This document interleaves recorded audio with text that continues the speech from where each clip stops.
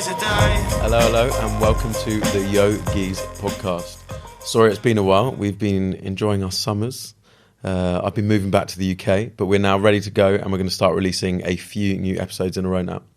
So today, I've got Manny Geez with me. Manny, how you doing? Doing wonderfully well. Yeah? Yeah. Good to be back in the studio with you. It's been a nice summer holiday. Yeah, it has The sun's been glorious. It has. It's now getting cold though. And then also next to Manny is our guest for today, Reuben. Welcome, Reuben. It's great to have you here. Thanks for having me. So, Reuben, we started chatting, I think, about 4 months ago now. I can't remember how we started chatting, but we started chatting and had a lot of interesting conversations. Some of the work Reuben does is really interesting, working a lot of the time with Black-owned businesses. And we started talking a lot about mental health and what it means in terms of different culture and identity and how different cultures treat and view mental health and how we deal with it.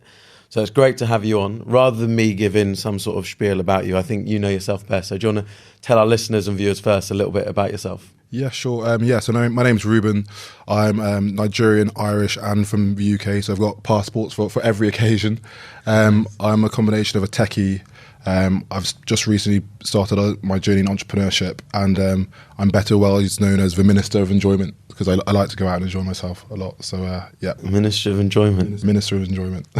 What are your key responsibilities? Just to make sure that we all enjoy ourselves, to also showcase sort of Black-owned sort of hospitality businesses and to like help them in terms of like growth and sales strategy. So bringing people to their venues and creating awareness about their businesses really. So, yeah.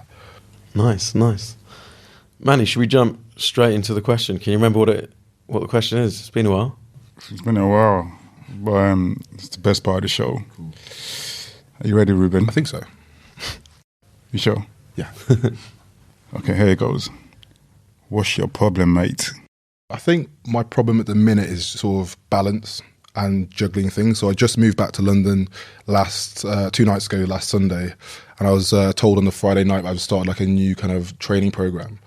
And before that, I was kind of working in tech. So I moved back home for a month, back in with my parents for the first time in like literally since I was 10 years old, which is quite difficult. And I kind of helped out during the summer just because my dad's, he worked for the NHS and he's like pretty big in COVID. Then my mum was in Nigeria, so I was just kind of like needed at home for a while. So my problem is moving back to London and I'm finding like my balance, and like I've almost reinvented myself in terms of career-wise and just kind of getting my balance in terms of sort of spirituality, mentality, physical health, well-being, and also, creating time with my friends and family as well. So just I think my problem right now is like finding my balance and also like just like figuring out like who I now am and how I'm going to like kind of push forward going forward. And it was a great experience kind of going back home to my village, spending time with my parents because I've got 4 brothers. So I don't often get like proper one-on-one time with my parents, especially now they're in their 60s. So it's just kind of good to go back to my small little countryside village, walk past the sheep, like go back to the church that I went to since I was like a kid that I got confirmed into, like almost like back to base camp. Yeah. Just to like go backwards a step to like go forward again. So yeah, but I think to answer your question, my problem is getting my balance and being able to kind of like be the best version of myself. So is the transition from your parents' house back to London? Yeah.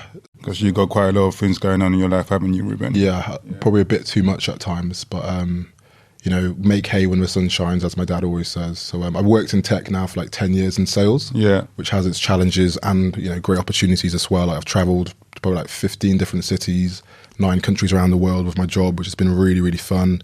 And I met some amazing people and learned a lot about culture, which I've really enjoyed. But the downside of that with sales is like, a third of the year you're next on the line and you don't know if you're going up. It's like life on a tectonic plate. You don't know if you're going to go up or down, and it can cause a lot of friction and a few volcanoes from time to time. So that's kind of like work-wise.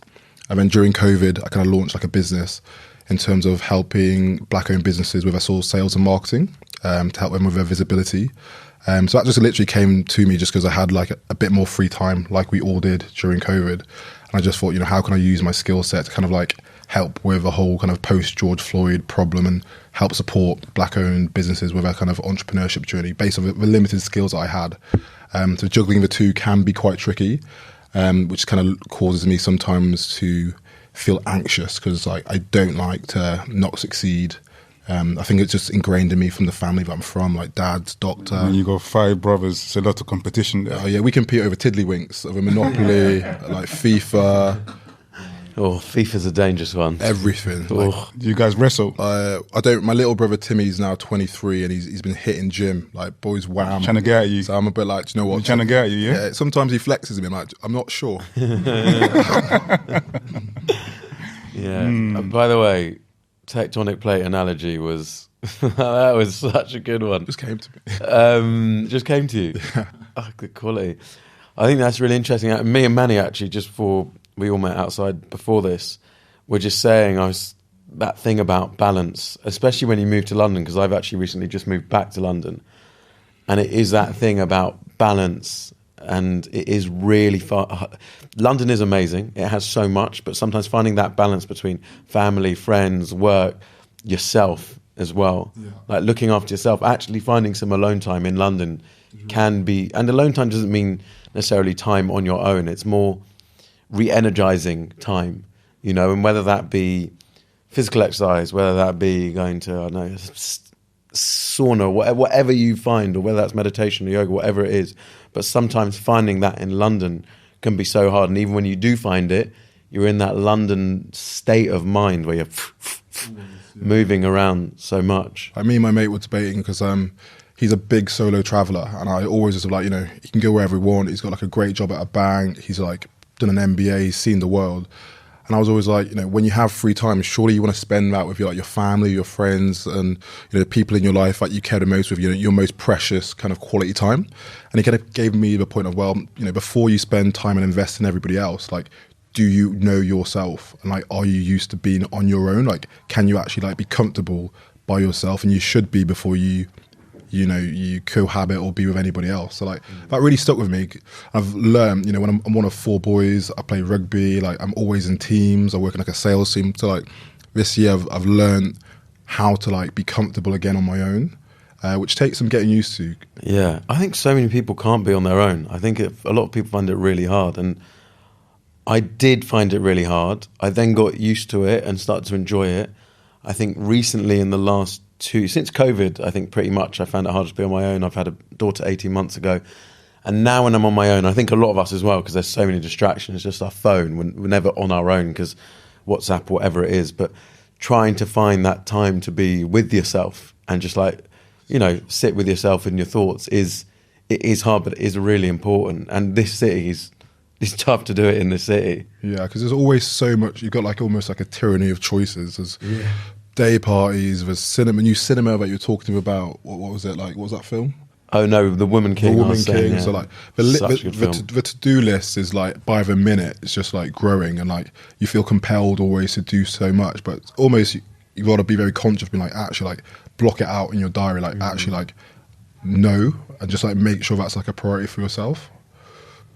I think sometimes you have to learn to eliminate the lesser things from your life.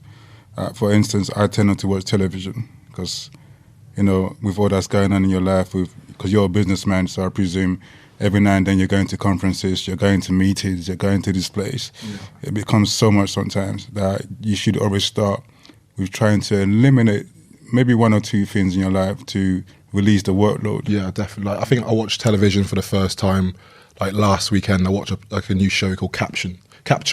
I think it's like BBC iPlayer. Yeah. I was literally like telling him, like I literally watched TV and like a whole day just like went past. And I haven't done that all year. Just been like so busy. It's been like something's got to go. So it's been TV. So it's now just like rugby highlights on a Saturday afternoon, and that's as much as I make time for it. So yeah, that is an interesting point about letting go of the things that the lesser things. Yeah, the lesser things, and whatever lesser might mean. Like it might mean you're not. You know, sometimes lesser things that you don't get enough from are actually what you need. But I guess also lesser could be the things that deplete you rather than recharge you sometimes. And knowing, again, it's that balance. Sometimes you actually need to, you know, deplete the batteries and go for a big party.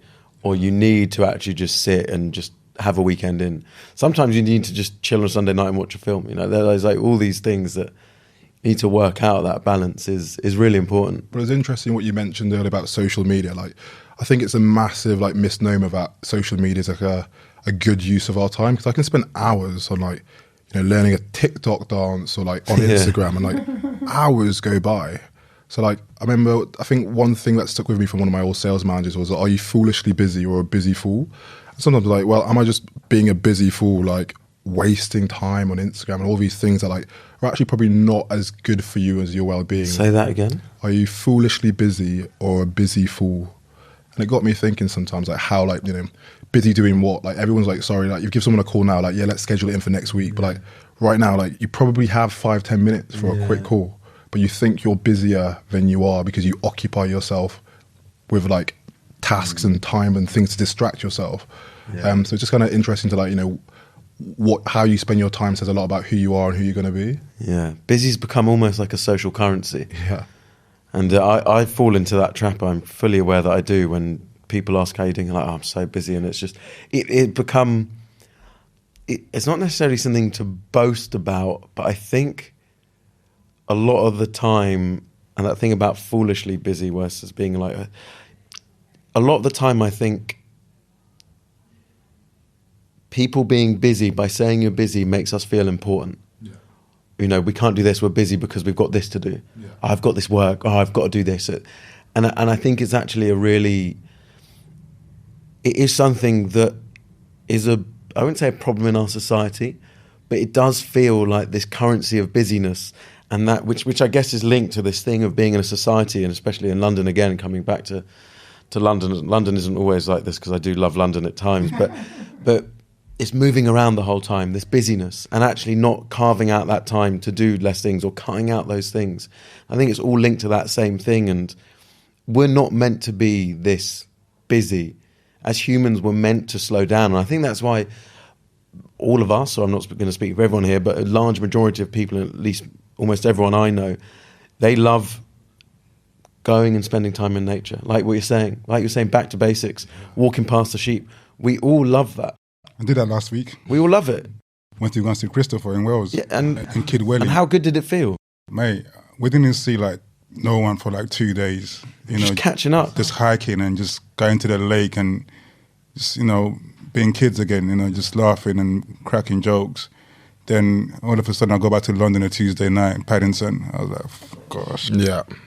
Here we go again. But sometimes that's quite exciting. You need that balance. Like I've said to myself, like every 2-3 weeks, I should really like get out, like literally just go Shropshire, go back to see my mates, like get out of a big city. Otherwise, you just kind of like get caught up in that like just foolishness of like running around, seeing like a million people. Like even in London, like when people like, I've got so many people to see and so many things to do. I'm like, well, a lot of people are actually quite lonely. Like, do you really have like 200 million mates that you have to go see all the time? Like I think during lockdown it was really a big lesson, and you actually don't need that much. Like you just need quality, really genuine friendships. Do you think this is linked to like social media? Because like, who has there's this pretense that you need to be, social media has made everyone mini superstars, hasn't it? Because everyone's posting what they're doing and everyone wants to come across like I'm achieving, even when they might not be achieving.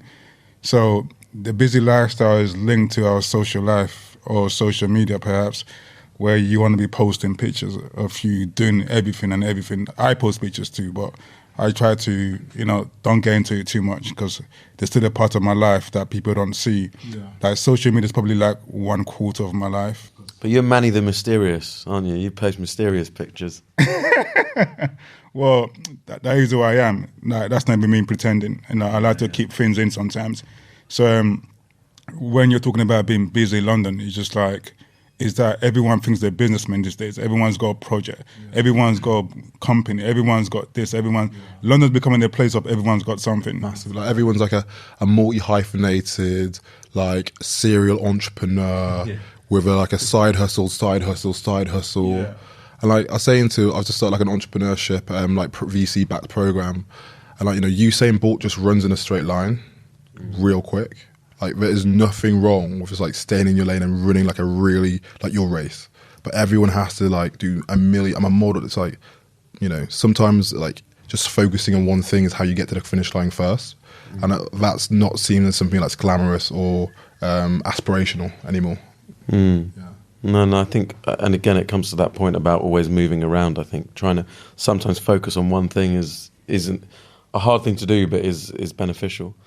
And to kind of segue into what we're going to move on to chat about, you talked about, you know, going back to the source, you know, brothers, family, walking past the sheep and recharging yourself. What kind of emotions or what kind of memories did that bring up of your childhood, or kind of why do you think going back to the source does recharge you? Like, what does it bring up in you? I think it's just I'm really fortunate, which is you know, from a really like stable, very loving family. Like parents been together. Like my mum had a 60th birthday this year. We have like 45 aunties and uncles all together. Like kids all growing up together in the same household. Church every Sunday. So like really simple values like education and church, which kind of like is our grounding, and then is like our value system. So like I think sometimes when you drift away from home, you can sometimes lose track of like what your values are. So for me, going back to my parents' house, you know, going back to, you know, the same childhood bedroom that I've been in since I was like 9 years old, like mum knocking on the door 7 a.m. in the morning, like get up, like healthy. My mum's like a nutritionist, like healthy lifestyle. My dad's a doctor, so like we have like really like regimented ways of doing things, and it just kind of like by force reinstalls like discipline, focus, you know, honesty and hard work. So when I'm really like at like a loss or at like a pivot point in my life, I find going back to that kind of really kind of puts me back on my lane, gives me my focus and like reinstalls, you know, who I am and what I'm about. And also like with my friends from school, like I've known those guys now since I was like 9 years old. So my dad always says to me, like, show me who your friends are and I'll tell you who you are. And like 2 of them had weddings. My dad says that as well. It's true, like that is a representation of like your value system, like what subliminally or subconsciously influences your decision making. And like just going back to Shropshire, you know, it's not a flashy place, there's no airs and graces. So like when I go back home and I see those boys, it's like, you know, that's what I'm about, like hard work, focus, and like it just like reminds you, and it's like sets me back up to come back to London and deal with you crazy Southerners. Yeah. So you was birthed in Ireland, and Ireland, yeah. How long was you there for? Left Ireland when I was 6 years old. Yeah. And to Shropshire. Yeah, so my dad's job, he's a doctor, so he had to rotate around different parts of the Midlands. So after we came to Ireland, we have family there to kind of like just to help him, support him when he was a student again in his like early 30s. And then after that, he got his first job in like the Midlands region, kind of rotating around. So I'm Irish, but I'm also a Brummie, a Peaky Blinder as well. So, oh, wow. I'm messing with you then. So how was that transition for you? What do you remember about those times?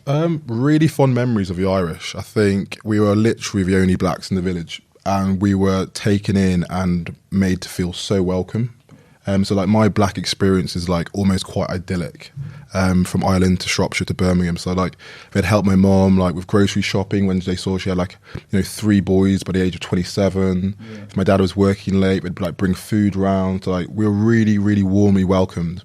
I can't recall any issues with the Irish at all, to be honest. And then moved to Shropshire.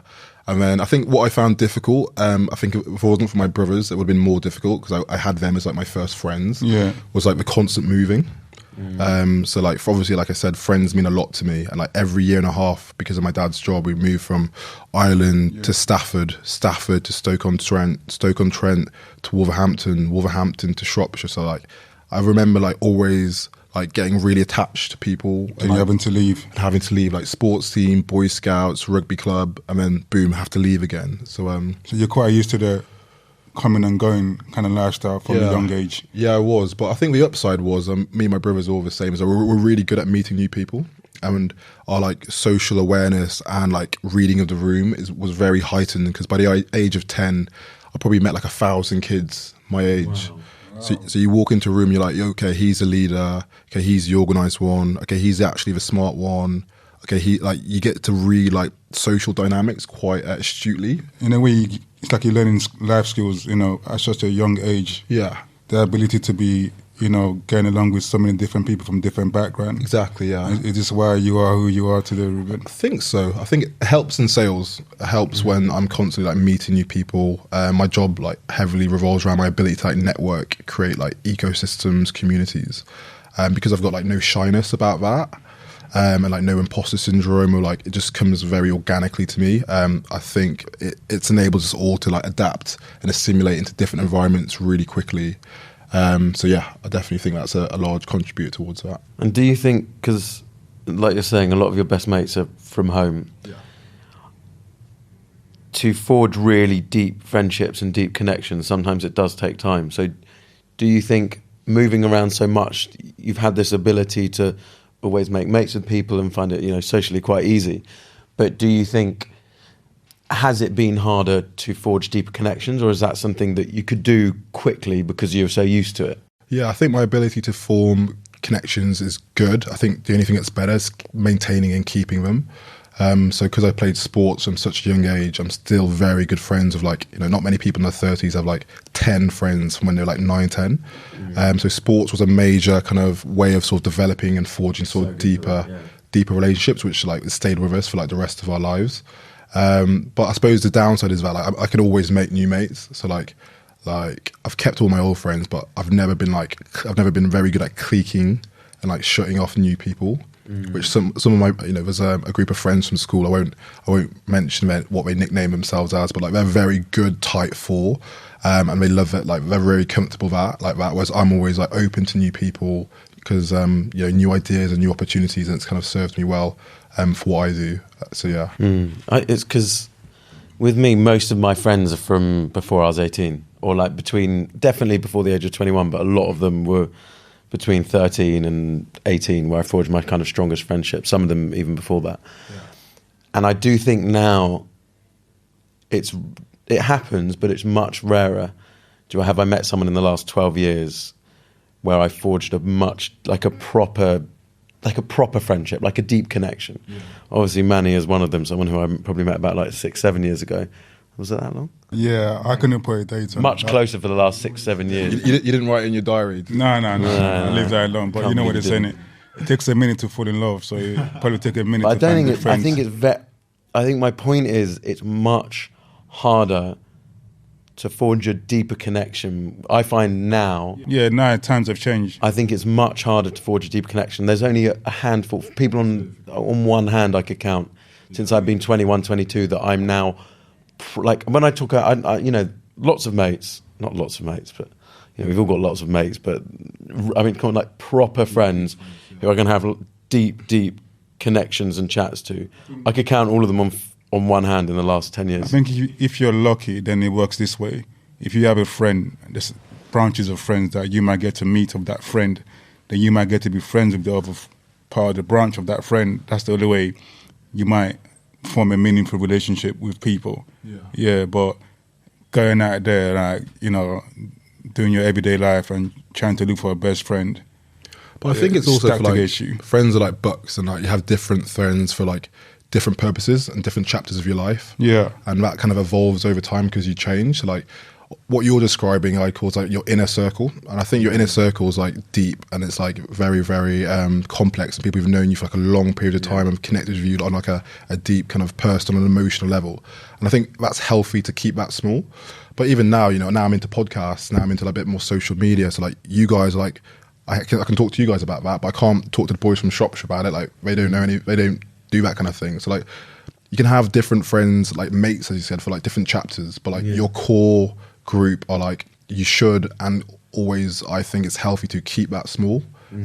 Trust a few, love all but trust a few kind of thing. Proper soul connection to some people where it goes where it runs deep, proper deep, and it's fine to only have a handful of them in your life, and they're for me the relationships that you need to properly nurture and treasure.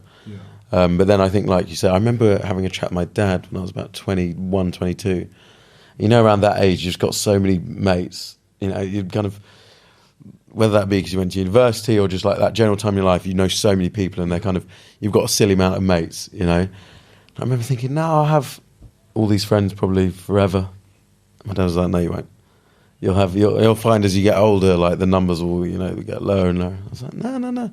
And obviously now most of those people I never speak to. Yeah. So have you ever lost a good friend then, Reuben? Ooh, one. My whole life. I'm really good. So we were boarding school educated, and we learned really early on to fall out healthily, talk it through and move on. So I've only ever lost one mate in my whole life, and that was just, I don't even think it was. I don't even mind talking about it. Like, it wasn't even anything like trivial. Like, it was like during George Floyd, and it was like a really kind of eye-opening time. And a lot of my mates kind of like use that as an opportunity to like, actually, like, you were the only black one at school and at university. Like, what was that like? And I'd tell them it wasn't so bad, but I kind of learned to blend in and like talk about rugby or talk about Monty Python or whatever you guys want to talk about. I can talk about it, but I didn't necessarily like bring my full culture to those spaces because I didn't think there was room or interest for it. So fast forward to like George Floyd, and we're like just kind of like having like honest conversations. And I think like Anthony Joshua was saying, like, you know, he really wants the black community to get behind black businesses, and that was a message that kind of like resonated with me quite strongly. And a guy I used to be quite mates with was like, why is he saying like don't support white businesses, and took it as like an anti-white kind of like movement. And it just kind of like really wound me up to my core. I was like, if you think that that's what this is about, that like you can't support black businesses as an empowering tool, isn't saying like we're not going to buy Adidas and Nike. It's saying like our community needs people to think a bit different. So that was the only, and we had the conversation. I told him why, because I didn't believe in just sort of like, I don't believe in ghosting or cancelling. I was like, if you've got something to say where we're from, you say it to the person, and then you kind of leave it as that. But that was the only one time I was like, do you know what, like, best of luck. Do you know what I mean? So yeah. Yeah. And something we've talked about is, I think something we talk about Yogeez is the space for men to talk. And I think a lot of the time, whether it's a different culture or whether a different like set of beliefs that you have, but you kind of need to feel safe in a space to talk. And I think for most of us, there aren't those spaces. And do you find that, like you were saying, you were the only black guy in a group of friends? Did you find it hard to open up about things because you did? Because I guess not bringing, I think you said your full front to, you know, your group of mates, whether that be like your culture or kind of like, you know, what it was like at home for you and bringing that culture to that group. Did you find that it was harder to speak to people and open up in general, or do you just think it's because it was a group of mates, or because you were the only black guy in a group of white guys? At school it was fine because like when you're 10 you don't see colour, you just see like Pro Evo and like Dragon Ball Z and stuff. So school was like a doddle, like we played sports, like I had enough brothers and family friends that there was enough of us there to feel like comfortable. So like, you know, our moms would bring the jollof on like a Sunday and all our mates would eat it, and our mates would come round and like would play. So like school was fine. I think uni was a bit more socially diverse in terms of like, I went to Leeds University, which is like very kind of like middle class university where like, you know, people had gap years and went skiing, and they were just from probably a bit more like an affluent background than we were from. So rugby helped in terms of like making friends there, but like that was a situation where like, I'm at university now full of like 30,000 students.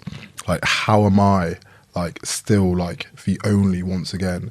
So I found that quite difficult. And then like, just because almost like a social level, because like a lot of my mates were a year above, so they'd seen the world, and like where we're from, like you go from school to uni, then you get a job, like this gap year, travel, find yourself, like from like a Nigerian household, like, oh yeah, like find work, like get job, Facebook, like get going, like, you know, the aunties want their Gucci, so you gotta get earning really early. So university was quite difficult. I think the moments I found difficult were like, I remember distinctly, I was on holiday once with some friends from uni, and we were playing a game like word association, but you couldn't say a word beginning with S, and you couldn't name any like black people, and it was a joke. I remember just saying, like, someone told us the rules of the game, and I was like, that is not a joke. Like, why is that the joke? Like, that made me feel really awkward. But they weren't doing it to be awkward; they were doing it to play a game. So like, that was like my first kind of experience, like microaggressions and just like biases and ways of behaviour that weren't meant to harm. Yeah. I think sometimes I have these conversations with people of every race, religion, and creed. Like, I think sometimes the people are just unaware of 100%. How they act, and how, even with me, like I'm all, you know, an all male background, economics, finance. Like a lot of my female friends have had to be like, actually, like you can't do that, or you can't say it that way, or like you've got to like, you don't know what you don't know until someone speaks to you about it. Yeah. I think sometimes people also have to have the opportunity to like ask what they don't know so that they can be better. And we all have blind spots at things that we don't aware of. I've definitely learned that, and it always feels like you have to defend yourself, but I've definitely learned that, and this is from the society that I grew up in and the education I had, where like there was one black guy in my school, and so I've worked hard on it, and especially since George Floyd, worked hard at trying to understand, like, do I have any casual racism in me? Do I have any prejudices? And John Barnes actually said this in a podcast he did with The Guardian. That was, I don't know if the other two of you listened to it, but it was really powerful and provoking as well. Like, he was provoking the host, Max and Barry, just saying it's okay to be aware that you have these prejudices. Not it's okay, but it's always hard to like articulate this as well. But it's not a problem that you have it, unless obviously you are acting on it and being racist. Yeah. But if you at least become aware of the prejudices that you have that have been ingrained into you because of society, and let's be honest, because of the media. Like, that is probably one of the biggest drivers of racism or making this country more diverse, is the media have just done that. And if a lot of people who have grown up reading Daily Mail, whatever it is, on a daily basis, you will have these inbuilt things that you just need to try and understand that you do have them, be aware of them, and notice where they crop up. And I think it is a really difficult conversation to people have in general, because I think it's one of the things that, I mean, I'm still sometimes worried about saying the wrong thing. Yeah. Do you know what I mean? Well, like, I think cancel culture, because like trolls on the internet will just like jump out of a pram and be like, you're now racist because you said, that's like, no, he was asking a question because he's interested in being more racially aware. It's like similar a few weeks back, I'm quite close to like the Black and Business Network at London Business School, and one of the guys there, a really good mate of mine, is gay. And I was like, not being funny, but like, don't be offended, but do I say gay or queer or LGBT? Like, what's the best word? And he was just like, don't worry, mate. I was like, thank God. Yeah. Because I was a bit like, well, you know, if you say that wrong out loud in the world that we live in, like everyone's so quick to like persecute and like shoot your head off about it. It's just, I mean, personally, I don't believe in labeling. Like, it's always strange when you meet people and they be like, I have a gay friend or a lesbian friend. To me, a person's a person first and foremost. I shouldn't have to label you as something for you to be my friend. You're just my friend. Like, whether you're just my friend, doesn't matter what you are. You're my friend first and foremost. So again, society has its way of dividing or being divisive with labeling, and which doesn't help with social media and stuff, because everyone's broken down to little segments, little pockets, and just attacking each other. yeah. But with that being said, you know, we all have to learn, innit? Yeah, like there's a famous book like Why I Don't Talk to White People About Race, and I've only read the synopsis and like the blurb at the back, but I fundamentally disagree with it. Like during George Floyd, I saw like a lot of my black friends on like Instagram like, why don't everyone just read these resources and like educate yourself? I'm like, well, black, white, pink or blue, like we all got jobs to do and bills to pay, so like people aren't going to sit at home and read like 20 pages books of feminism, but like you can sit down over a coffee with someone that you care about, have a chat, gain some empathy and perspective, like that will change your behavior. Like now, like I'll police it and I'll be like actually like call people out and stuff, but if you expect the whole world always just to like be able to self-correct, like you can have a conversation which is not a confrontation if you can articulate yourself well. I actually remember a moment I was with Manny, I couldn't say it, maybe like 4 years ago or something. We walked into a newsagent. I was like, it was something like a newsagent, like one of those shops. I can't remember if it was actually a newsagent. Have I never told you this? I'm pretty sure I told you as soon as we came out. We went into a newsagent to like pick up literally like a drink or something. Maybe it was a cafe. Yeah. And I've never been looked at like I was looked at, and when I say me, us, ever before in a shop, until I'd like experienced that going to a shop and picking up like, I don't know, a fucking kombucha or fizzy water or something in a cafe. I remember, Yeah, I don't quite remember, but I think, I don't know. It was about 4 years ago in Shoreditch. It was one of our like walking around Shoreditch days. We went to the tailors or a couple other things. Yeah. I remember I'm glad you noticed it, because I don't notice these things no more. It's gone past that stage for me where I just get on with life and float around. Like, you know, again, you know, I've heard that name, is it George Floyd, so many times in this conversation now. And to me, like, again, this is where we go wrong. We're trying to benchmark something that wasn't positive anyway. Yeah. Life was beyond George Floyd. Like, he's not the beginning or someone to inspire us to be doing good as whether we're black or white people. Like, why do we need that benchmark all the time? It's like we're always given a benchmark in order to know how to behave for the future. but it's been ongoing for a long time. Yeah. And we should not glorify someone or use him as a mark to want to do good or to want to be a better society. Because let's have it right, people are still dying after George Floyd. Poverty's all-time high. So what's next? Chris Carver recently happened as well, so nothing's changed. I think that was just an impetus where we could all show the world this is what we're talking about. These things happen all the time, and for years we've just had to bite your lip and turn the other cheek and pretend the comment didn't happen or that incident didn't happen. And even 2 weekends ago, me and my mates from Leeds, they all live in West London, and I hadn't seen them for months. And these are my brothers. They're not black, but they are my bros. And me and my mate, ironically, we have a habit of sometimes wearing the same clothes. And I'm 6'2", he's 5'8", but we live together, so we have similar. He's got 3 brothers as well, and we laughing and taking pictures. And this guy came up to me and went, "Excuse me, is that real?" I was like, "What?" He's like, "Yeah, is that real? That top?"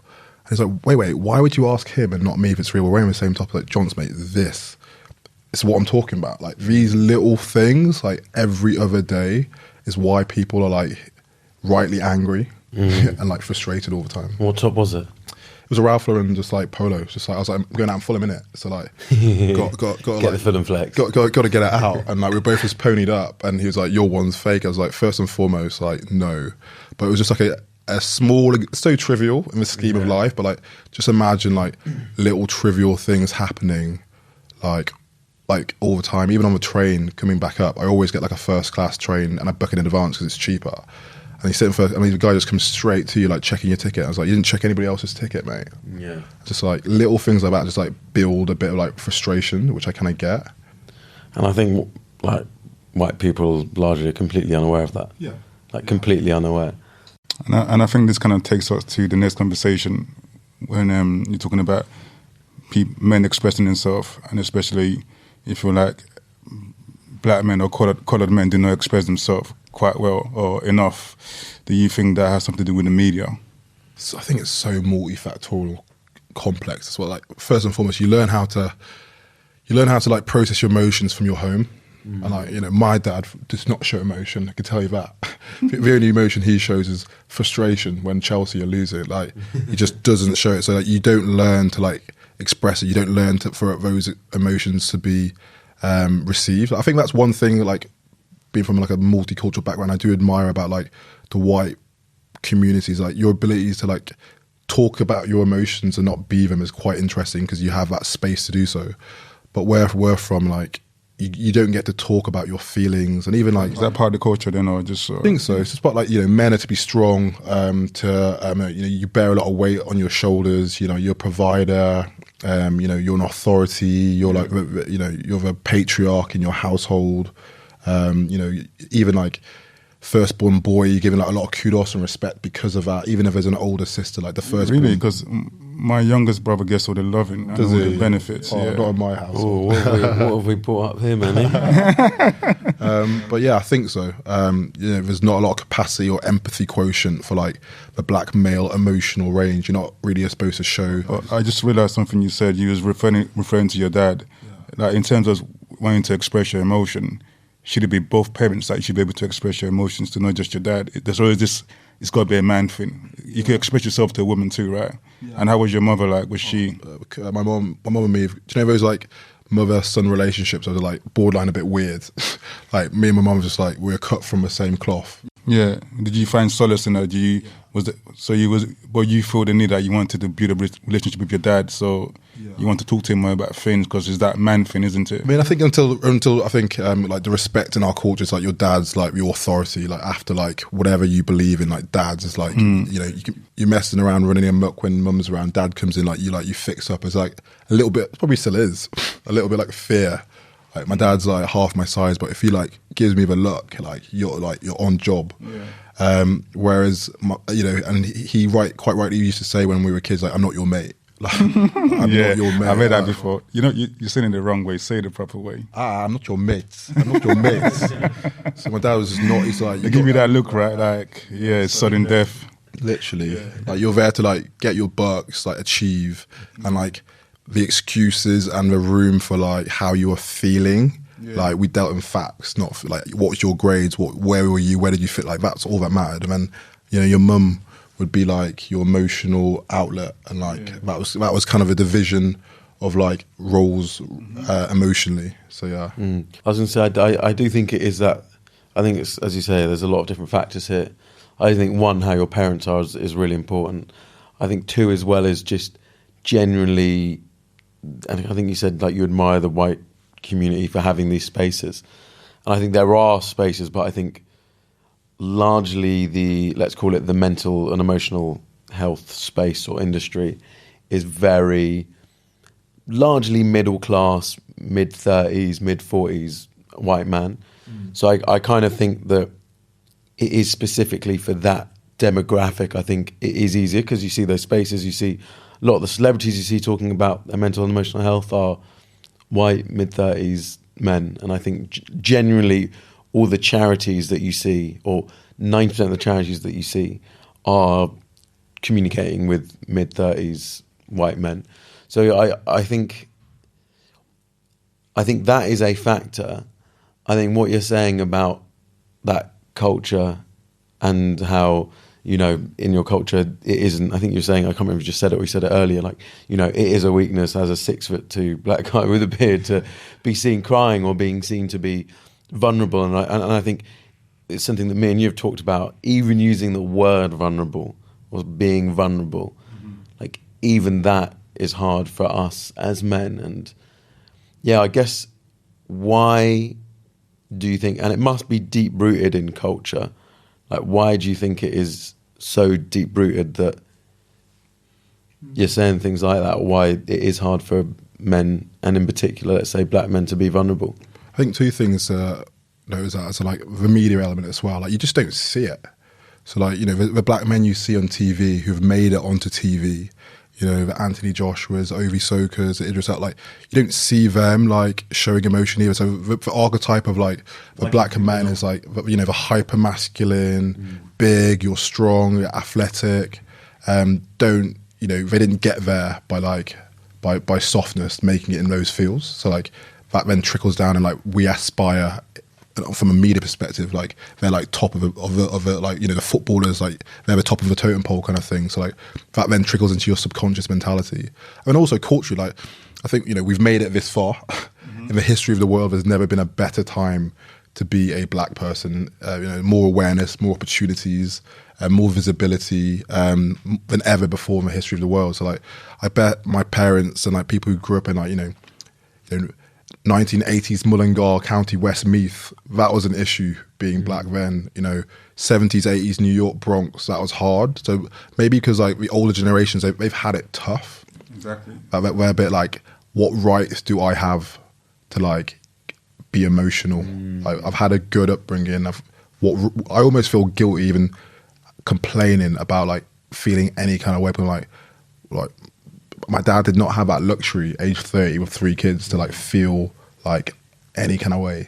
And to your point about we see our parents and we imitate, like your parents saw their parents and they were going through real struggles, and they probably couldn't communicate that to their kids because they wanted to protect them from it. Yeah. So I think it is this thing, and I think we've talked about it quite a bit, this thing about this like ancestral lineage of the pain that gets passed down from like generation to generation, where we keep it in, we keep it in, we keep it in. And it's so important to at least become aware of these like generational patterns or these behaviors that our parents have passed down into us, and, you know, understanding them. And I think it's a process and a journey that we go on our whole lives, you know, like we never get there. We never get there, and we're always understanding, you know, a new thing. And I always think like, it must be quite hard for my parents, because I'm constantly trying to learn more about myself and why I am the way I am, and you know, we keep on discovering new things and like things that have been passed down to us, and it is hard, but just having that awareness is so important. And at least like if we're starting to think about these things, we can understand why we might be holding something in, or why we don't share as much, or why it's harder to share with your brothers or your dad or your mates or whatever. It's because it's all come from somewhere. Yeah. Also, like as guys, like we roast each other, and like we take shots, and like, you know, like you said, you've got your core group of like emotional mates, and you got everybody else like, are you gonna like open yourself up for like, you know, getting like banged out in the group chat about your feelings? I think after years of relationship with your friends, you kind of like determine who's going to be there for you emotionally. Who do I express to? So I train 5 days a week, and when we train, we talk about things, everything, from heartbreak to anything. And these are black, you know, men just like me. So we are doing this. It's our time. What happened wasn't our parents' time. Yeah. Everything comes at the right time, and with the right time comes the right responsibilities. So I guess that's why you're here, you know, to propel this message forward to, you know, whoever's watching. Like, it's good to open up. Yeah, it also makes you feel like a lot better. So I've got a lot better this year in particular. It's been quite tough for a number of reasons. Like just telling my core friends, like telling them how I'm feeling, or like sharing, like almost using them as like counselors or therapists, whatever, and like offloading onto them has been really healthy. Like, and beforehand, I wouldn't tell you anything apart from like enjoyment about whatever, like all the good stuff, like the highlight reel. And because of like how I was growing up, like from a young age, boarding school, like you learn how to self-soothe and just like get through stuff and like you know deal in the facts and like park your feelings. Self-soothe. Yeah, just almost like man up. Like just like we used to just tell each other to man up all the time. That was like a common phrase. And now like we are getting better as guys. But actually, like, do you know what, bro? Like, I'm not good. Like a lot of what you said about making friends in adult life, a lot of the mates that I've made recently is because I've now been like, actually, I'm not really good, mate, today. I had a really bad day. Like, this is on my mind. It's on my spirit. Like, what do you think? And like, that vulnerability means that I've been able to like connect with people a lot deeper, quicker than I thought. I was best man for like a wedding of a guy who I met at like 28. And I was like, because we just like, there's no holds barred. We kind of like tell each other exactly what we're feeling all the time, which probably means that even though I've known him for a short amount of time, like the depth of that emotional relationship is quite deep, which is something I think women do really well. Like, they're really good at like providing those emotional spaces where they go for brunches. They've got like a really tight-knit squad of friends, and they share and express, and they feel, and they have that like emotional support system. Whereas like when guys go through breakups, and I think I read a statistic like, you know, 1 in 5 men have no friends. And like, you know, suicide rates is highest amongst men, especially. I think it's going to be like suicide is going to be like a mental health related illnesses are like the main killer. Men under 30. Yeah, in the next like, and that's going to increase over like the next like 10 years. And that's quite scary when you think how many people you walk past every day and like, you know, you probably haven't got any mates. You know, my dad's a geriatric consultant, so like he sees people at the end of their journey. He's like, so many people during COVID had no one. It's quite scary. Like you said, busy, you know, foolishly busy or busy fool, and like busy seeing all these people, but majority of people don't have good people. There's a lot of like transient, you know, superficial, very kind of surface level interactions, with very few spaces to like really make meaningful connections. Yeah. And I think actually, whilst you're talking about that and loneliness, No Man's an Island 2, a film that we worked on, is now out. So in our Instagram bio or on yogeez.com, you can go to No Man's an Island and watch a film where we talk to 9 men about loneliness and what it means to them. And then we have a round the table discussion about it as well. But go and check it out. We're really proud of it. The 9 guys are incredible. And we talk about loneliness, how we can, and I think what's really interesting, a lot of people were talking about how you can feel really lonely even when you're surrounded by people. And I think that point around women having, or finding it easier to have deeper, more meaningful connections with other women and friendships, I think is a really important one. And I think as guys, it is harder. I think because of that, and we've talked about this throughout this episode, is because of that barrier that we put up, you've got to break down that barrier to be able to like get to that deeper, like heart to heart, soul to soul connection, whatever you want to call it. So I do think it is really important that we do learn to break those barriers down. And if we see someone who's got those barriers up, sometimes you can help to break them down, but sometimes, to your point, Manny, earlier, sometimes you just got to back away and just be like, I can't get through. And I've done that now, as I've accepted that some friendships, some good friendships, I can't break through those barriers. And those friendships will be, you know, like you're saying, horses for different courses. You know? Yeah.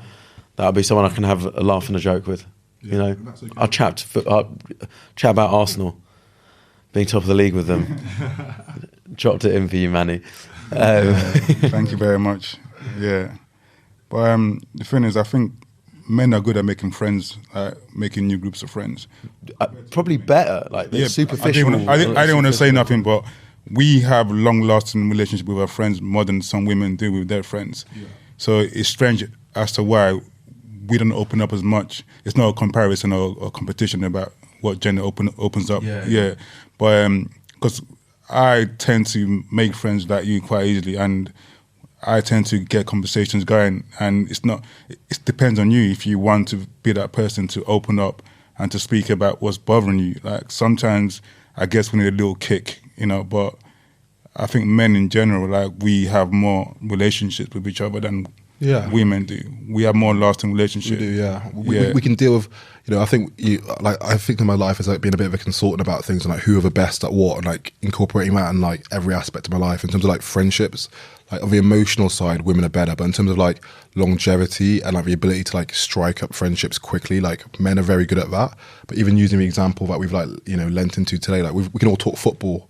We can all talk about the sports. We can all like lean into like, listening to like certain podcasts that we've mentioned earlier, which is like we've got like man reference the classic points. Like back of a taxi, black cab, like jump in, talk about football. Like it's always like straight away you can chat about you can put me in any country in the world, and I have done football, rugby, like gym, like mindfulness, like business related books and stuff, like finance. Like boys will bond quick on that. Whereas I'm not sure what that is for women, but what I have learnt from them is that creation of like spaces to talk. Yes. And I've brought that into my life, and I'm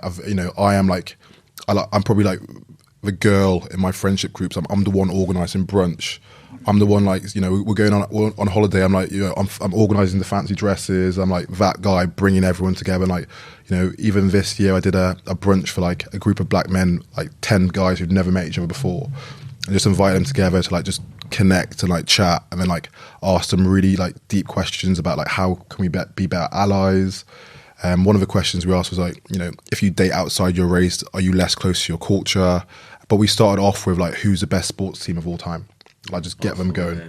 And it was actually Arsenal, the Invincibles. Yeah, I was really angry that was the decision, but my mate was the loudest voice in the room, so that was it. So, going back to balance, so in terms of having a healthy, balanced life, do you think it's important to express yourself and to talk? Does that help with the load? Yeah, it does. It really does kind of like makes you lighter, and also gives you, there's two kind of ways of thinking about it. Like a lot of my mates were like, go see a therapist, and having a therapist, A, is really expensive, and B, really, really popular now. So, like a lot of things that become really, really popular, I always kind of question them before like delving deep into that.